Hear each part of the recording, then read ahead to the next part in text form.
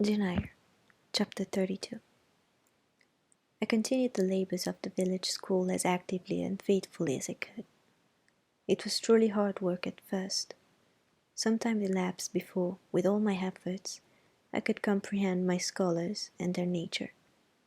Wholly untaught, with faculties quite torpid, they seemed to me hopelessly dull, and at first sight all dull alike. But I soon found I was mistaken.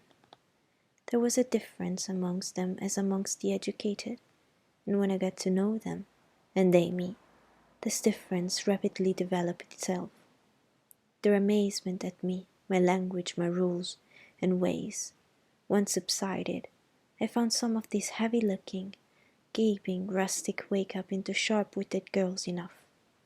Many showed themselves obliging and amiable too, and I discovered amongst them not a few examples of natural politeness and innate self-respect, as well as of the excellent capacity that won my goodwill and my admiration.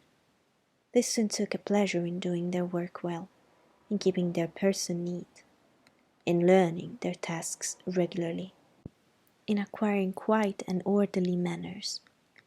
The rapidity of their progress in some instances was even surprising, and an honest and happy pride I took in it. Besides, I began personally to like some of the best girls, and they liked me. I had amongst my scholars several farmers' daughters, young women grown almost. These could already read, write, and sew, and to them I taught the elements of grammar, geography, history, and the finer kinds of needlework. I found estimable characters amongst them, characters desirous of information, and disposed for improvement, with whom I passed many a pleasant evening hour in their own homes. Their parents, then, loaded me with attentions. There was an enjoyment in accepting their simple kindness, and in repaying it by a consideration, a scrupulous regard to their feelings, to which they were not, perhaps, at all times accustomed, and which both charmed and benefited them, because while it elevated them in their own eyes, it made them emulous to merit the deferential treatment they received. I felt I became a favourite in the neighbourhood. Whenever I went out, I heard on all sides cordial salutations, and was welcomed with friendly smiles. To live amidst general regard, though it be but the regard of working people, is like sitting in sunshine, calm and sweet. Serene inward feelings bud and bloom under the ray. At this period of my life my heart far oftener swelled with thankfulness than sank with dejection. And yet, reader, to tell you all, in the midst of this calm, this useful existence, after a day passed in honourable exertion amongst my scholars, an evening spent in drawing or reading contentedly alone, I used to rush into strange dreams at night. Dreams many-coloured, agitated, full of the ideal, the stirring, the stormy. Dreams were, amidst unusual scenes, charged with adventures, with agitating risk and romantic chance.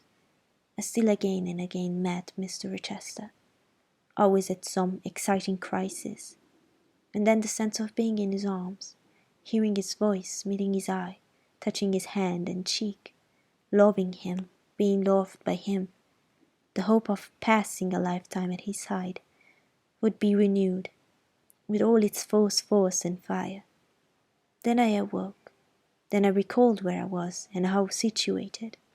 Then I rose up on my curtainless bed, trembling and quivering, and then the still dark night witnessed the convulsion of despair and heard a burst of compassion. By 9 o'clock the next morning I was punctually opening the school, tranquil, settled, prepared for the steady duties of the day. Rosamond Oliver kept her word in coming to visit me. Her call at the school was generally made in the course of her morning ride. She would canter up to the door on her pony, followed by a mounted livery servant. Anything more exquisite than her appearance, in her purple habit, with her Amazon's cap of black velvet placed gracefully above the long curls that kissed her cheek and floated to her shoulders. can scarcely be imagined, and it was thus she would enter the rustic building and glide through the dazzled ranks of the village children. She generally came at the hour when Mr. Rivers was engaged in giving his daily catechizing lesson. Keenly, I fear, did the eye of the visitress pierce the young pastor's heart. A sort of instinct seemed to warn him of her entrance, even when he did not see it, and when he was looking quite away from the door. If she appeared at it, his cheek would glow, and his marble seeming features, though they refused to relax, changed indescribably, and in their very quiescence became expressive of a repressed fervour stronger than working muscles on darting glance could indicate.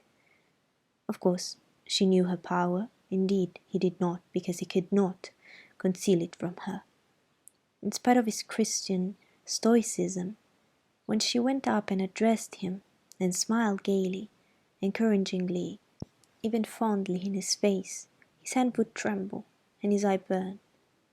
It seemed to say with his sad and resolute look, if he did not say it with his lips, I love you, and I know you prefer me. It is not the spur of success that keeps me dumb. If I offered my heart, I believe you would accept it. But that heart is already laid on a sacred altar. The fire is arranged round it. It will soon be no more than sacrifice consumed. And then she would pout like a disappointed child. A pensive cloud would soften her radiant vivacity. She would withdraw her hand hastily from his, and turn its transient petulance from his aspect at once so heroic and so martyr-like. St. John, no doubt, would have given the world to follow, recall, retain her, when she thus left him. But he would not give one chance of heaven, nor relinquish for the Elysium of her love one hope of the true eternal paradise. Besides, he could not bound all that he had in his nature, the rover, the aspirant, the poet, the priest, in the limits of a single passion. He could not, he would not, renounce his wild field of mission warfare for the parlours and the peace of Vale Hall. I learned so much from himself, in an inroad I once, despite his reserve, had the daring to make on his confidence. Miss Oliver already honoured me with frequent visits to my cottage. I had learned her whole character, which was without mystery or disguise. She was coquettish, but not heartless, exciting but not worthlessly selfish. She had been indulged from her birth, but was not absolutely spoiled. She was hasty but good-humoured, vain but not affected, liberal-handed, innocent of the pride of wealth, ingenious, sufficiently intelligent, gay, lively, and unthinking. She was very charming, in short, even to a cool observer of her own sex like me. But she was not profoundly interesting or thoroughly impressive. A very different sort of mind was hers from that, for instance, of the sisters of St. John. Still, I liked her almost as I liked my pupil Adele, except that, for a child whom we have watched over and taught, a closer affection is engendered than we can give an equally attractive adult acquaintance. She had taken an amiable caprice to me.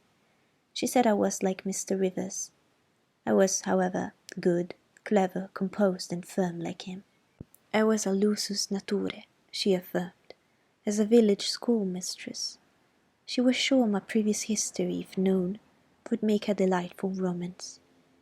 One evening, while, with her usual childlike activity and thoughtless yet not offensive inquisitiveness, she was rummaging the cupboard and table drawer of my little kitchen, she discovered first two French books, a volume of Schiller, a German grammar and dictionary, and then my drawing materials and some sketches, including a pencil head of a pretty, little cherub-like girl, one of my scholars, and sundry views from nature taken in the Vale of Morton and on the surrounding moors. She was first transfixed with surprise, and then electrified with delight. Had I done these pictures? Did I know French and German? What a love, what a miracle I was! I drew better than her master in the first school. Would I sketch a portrait of her to show to papa? With pleasure, I replied, and I felt a thrill of artist delight at the idea of copying from so perfect and radiant a model. She had then on a dark blue silk dress. Her arms and her neck were bare. Her only ornament was her chestnut tresses, which waved over her shoulders with all the wild grace of natural curls. I took a sheet of fine cardboard and drew a careful outline. I promised myself the pleasure of colouring it, and as it was getting late then, I told her she must come and sit another day. She made such a report of me to her father that Mr. Oliver himself accompanied her next evening. A tall, massive-featured, middle-aged and grey-headed man, at whose side his lovely daughter looked like a bright flower near her hoary turret. He appeared a taciturn and perhaps a proud personage, but he was very kind to me. The sketch of Rosamond's portrait pleased him highly. He said I must make a finished picture of it. He insisted too on my coming the next day to spend the evening at Vale Hall. I went. I found it a large, handsome residence, showing abundant evidence of wealth in the proprietor. Rosamond was full of glee and pleasure all the time I stayed. Her father was affable, and when he entered into conversation with me after tea, he expressed in strong terms his approbation of what I had done in Morton School, and said he only feared, from what he saw and heard, I was too good for the place, and would soon quit it for one more suitable. "Indeed," cried Rosamond, "she is clever enough to be a governess in a highly family, papa." I thought, I would far rather be where I am than in any high family in the land. Mr. Oliver spoke of Mr. Rivers, of the Rivers family, with great respect. He said it was a very old name in that neighbourhood, that the ancestors of the house were wealthy, that all Morton had once belonged to them, that even now he considered the representative of that house might, if he liked, make an alliance with the best. He accounted it a pity that so fine and talented a young man should have formed the design of going out as a missionary. It was quite throwing a valuable life away. It appeared then that her father would throw no obstacle in the way of Rosamond's union with St. John. Mr. Oliver evidently regarded the young clergyman's good birth, old name, and rugged profession as sufficient compensation for the want of fortune. It was the 5th of November, and a holiday. My little servant, after helping me to clean my house, was gone, well satisfied with the fee of a penny for her aid. All about me was spotless and bright, scoured floor, polished grate, and well-rubbed chairs. I also had made myself neat, and had now the afternoon before me to spend as I would. The translation of a few pages of German occupied an hour. Then I got my palette and pencils, and fell to the more soothing, because easier occupation of completing Rosamond Oliver's miniature. The head was finished already. There was but the background to tint, and the drapery to shade off, a touch of carmine too, to add to the ripe lips, a soft curl here and there to the tresses, a deeper tinge to the shadow of the lash under the azure eyelid. I was absorbed in the execution of these nice details when, after one rapid tap, my door unclosed, admitting St. John Rivers. "I am come to see how you are spending your holiday," he said. "Not, I hope, in thought. No, that is well. While you draw you will not feel lonely. You see, I mistrust you still, though you have borne up wonderfully so far. I have brought you a book for evening solace." And he laid on the table a new publication, a poem, one of those genuine productions so often vouchsafed to the fortunate public of those days, the golden age of modern literature. Alas, the readers of our era are less favoured. But courage, I will not pause either to accuse or repine. I know poetry is not dead, nor genius lost. Nor has Mammon gained power over either, to bind or slay. They will both assert their existence, their presence, their liberty and strength again one day. Powerful angels, safe in heaven, they smile when sordid souls triumph, and feeble ones weep over their destruction. Poetry destroyed, genius banished? No. Mediocrity, no. Do not let envy prompt you to the thought. No, they not only live, but reign and redeem, and without their divine influence spread everywhere, you would be in hell, the hell of your own meanness. While I was eagerly glancing at the bright pages of Marmion, St. John stooped to examine my drawing. His tall figure sprang erect again with a start. He said nothing. I looked up at him. He shunned my eye. I knew his thoughts well, and I could read his heart plainly. At the moment I felt calmer and cooler than he. I had the temporary advantage of him, and I conceived an inclination to do him some good, if I could. With all his firmness and self-control, thought I, he tasks himself too far, locks every feeling and pang within, expresses, confesses, imparts nothing. I'm sure it would benefit him to talk a little about this sweet Rosamond, whom he thinks he ought not to marry. I will make him talk. I said first, "Take a chair, Mr. Rivers," but he answered, as he always did, that he could not stay. "Very well," I responded mentally. "Stand if you like. We should not go just yet. I am determined. Solitude is at least as bad for you as it is for me. I'll try if I cannot discover the secret spring of your confidence, and find an aperture in that marble breast through which I can shed one drop of the balm of sympathy." "Is this portrait like?" I asked bluntly. Like whom? I did not observe it closely." "You did, Mr. Rivers." He almost started at my sudden strange abruptness. He looked at me astonished. "Oh, that is nothing yet," I muttered within. "I don't mean to be baffled by a little stiffness on your part. I'm prepared to go to considerable lengths," I continued. "You observed it closely and distinctly, but I have no objection to your looking at it again," and I rose and placed it in his hand. "A well executed picture," he said. "Very soft, clear colouring, very graceful and correct drawing." Yes, I know all that. But what of the resemblance? Who is it like?"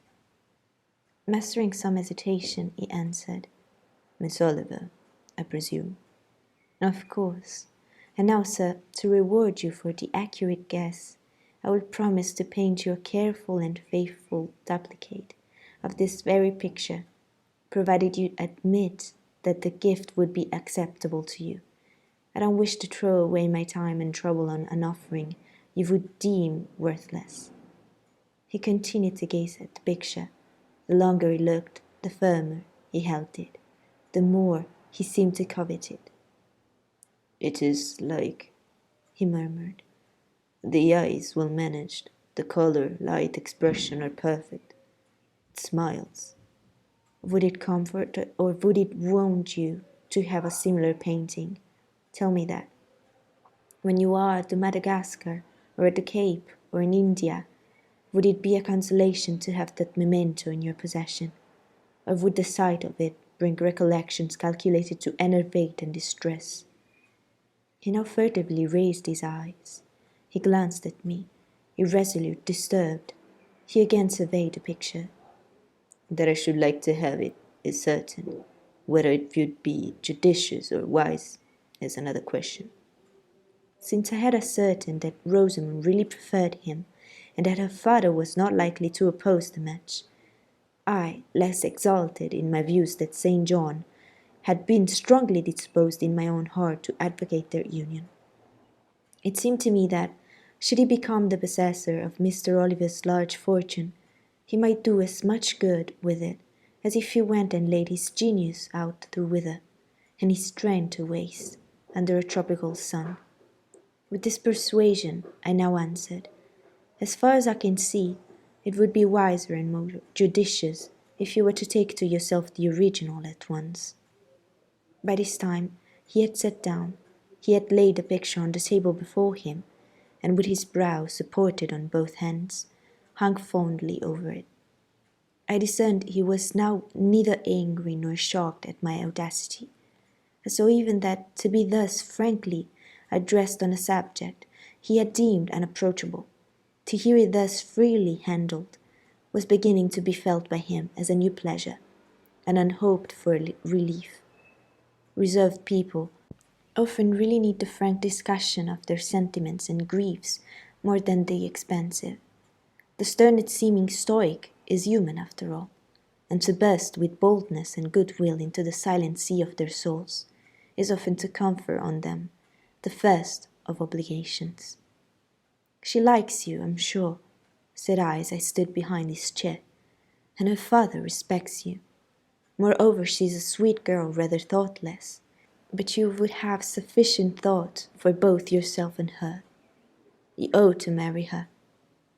"Does she like me?" he asked. "Certainly, better than she likes anyone else. She talks of you continually. There is no subject she enjoys so much, or touches upon so often." "It is very pleasant to hear this," he said. "Very. Go on for another quarter of an hour." He actually took out his watch and laid it upon the table to measure the time. "But where is the use of going on," I asked, "when you are probably preparing some iron blow of contradiction, or forging a fresh chain to fetter your heart?" "Don't imagine such hard things. Fancy me yielding and melting as I'm doing. Human love rising like a freshly opened fountain in my mind, and overflowing with sweet inundation all the field I have so carefully and with such labour prepared, so assiduously sown with the seeds of good intentions, of self-denying plans. And now it is deluged with a nectarous flood. The young germs swammed, delicious poison cankering them. Now I see myself stretched on an ottoman in the drawing-room at Vale Hall, at my bride Rosamond Oliver's feet. She is talking to me with her sweet voice, gazing down on me with those eyes your skilful hand has copied so well, smiling at me with those coral lips. She is mine, I'm hers.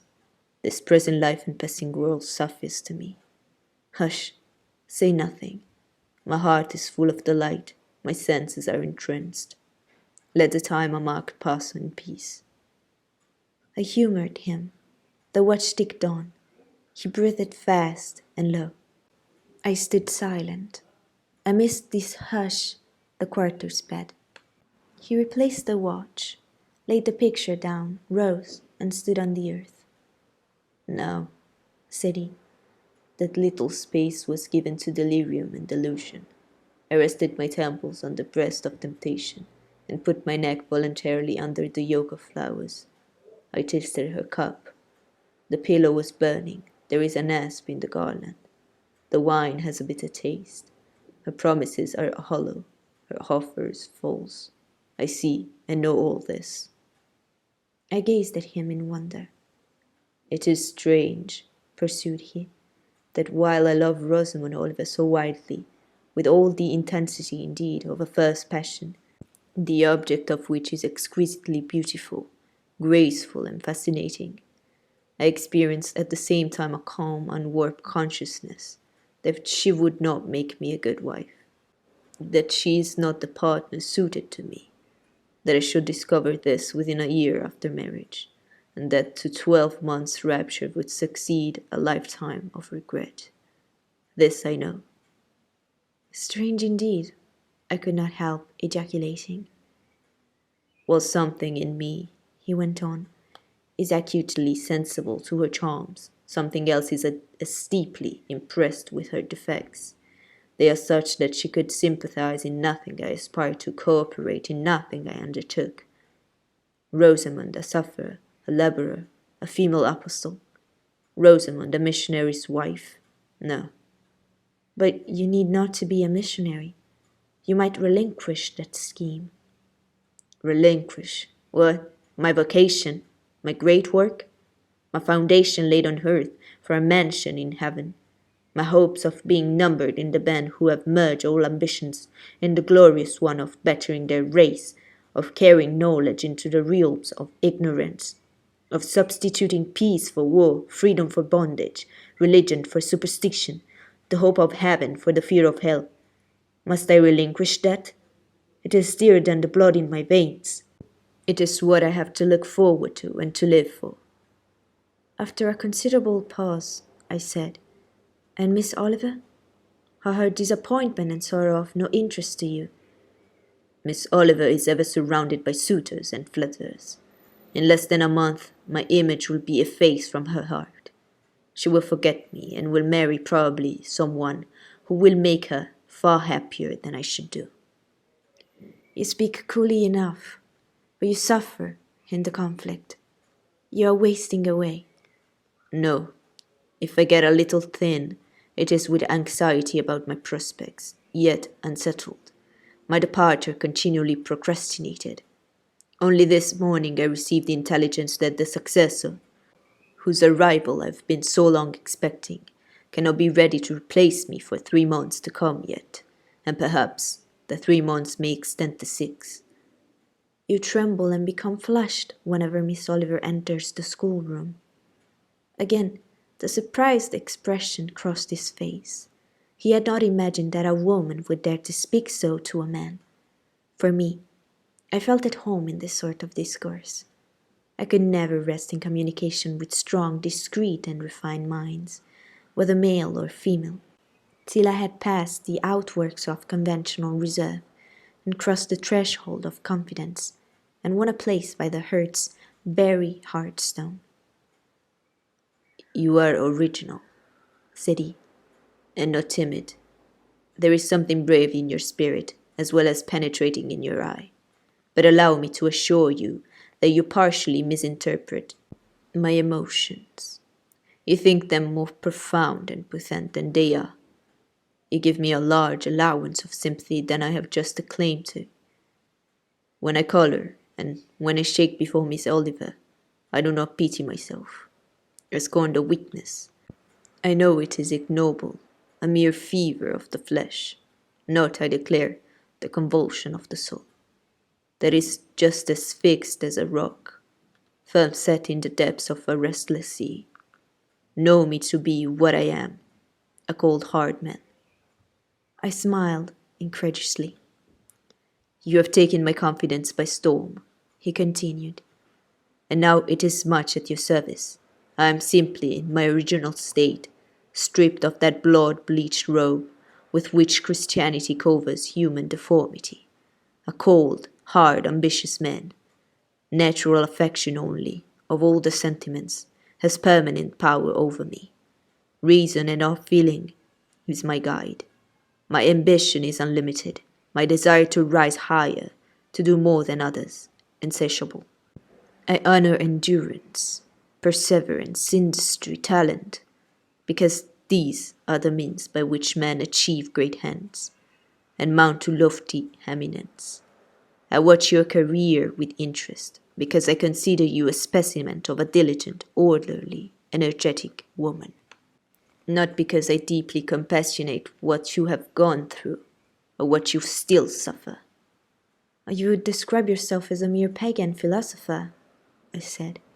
No, that there is this difference between me and deistic philosophers, I believe, and I believe the gospel.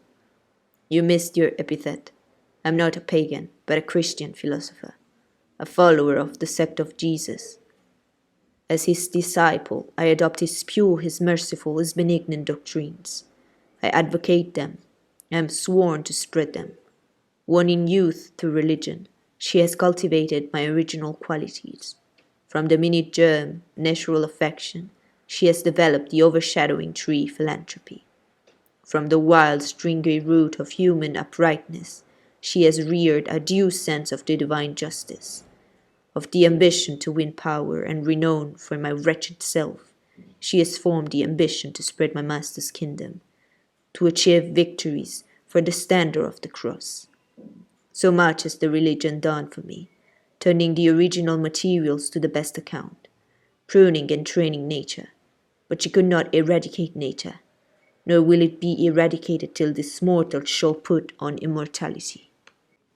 Having said this, he took his hat, which lay on the table beside my palette. Once more, he looked at the portrait. She is lovely, he murmured. She is well named the rose of the world, indeed. And may I paint one like it for you? Cui bono? No, He drew over the picture the sheet of thin paper on which I was accustomed to rest my hand in painting, to prevent the cardboard from being sullied. What he suddenly saw on this blank paper, it was impossible for me to tell, but something had caught his eye. He took it up with a snatch. He looked at the edge, then shot a glance to me, inexpressibly peculiar and quite incomprehensible. A glance that seemed to take and make note of every point in my shape, face, and dress, for it traversed all, quick, keen as lightning. His lips parted, as if to speak, but he checked the coming sentence, whatever it was. "What is the matter?" I asked. "Nothing in the world," was the reply, and replacing the paper, I saw him dexterously tear a narrow slip from the margin. It disappeared in his glove, and with one hasty nod and good afternoon, he vanished. "Well," I exclaimed, using an expression of the district, "that caps the globe, however."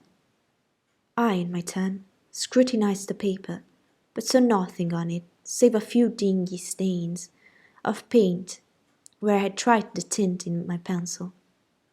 I pondered the mystery a minute or two, but finding it insolvable, and being certain it could not be of much moment, I dismissed, and soon forgot it.